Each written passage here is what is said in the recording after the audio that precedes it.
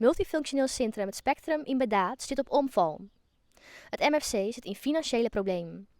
Het stichtingsbestuur had daarom de neetklok let bij de gemeente Noord-Eerst-Friesland. De probleem speel je al zoet het Spectrum bestaat. De jerdere gemeente verwedderde deal zou te ambitieus west ha door een viesten te grut en duur MFC-deel te zetten. In het Spectrum zit onder oren een bioscoop, sportskwallen en een kantine en kleedkamers van verschillende sportverenigingen.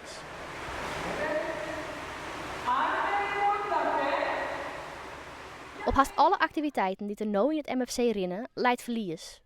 Acuut probleem is dat er een nieuw dak gebouwd worden moet. Op 8 juli is er een geerkomste voor dwarpsbewoners over de toekomst van het Spectrum. Dwarpsbewoners kunnen in een enquête onjaan hoger functies zijn in stoorn houden willen. Nevens het dwarpsbelang lezen alle opties op het stuit nog iepen.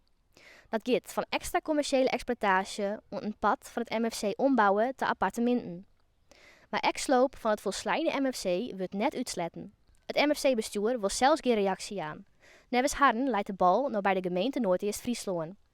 Als die het bestuur in de midden komt, zou het het tredde financiële reddingsplan wezen voor het MFC.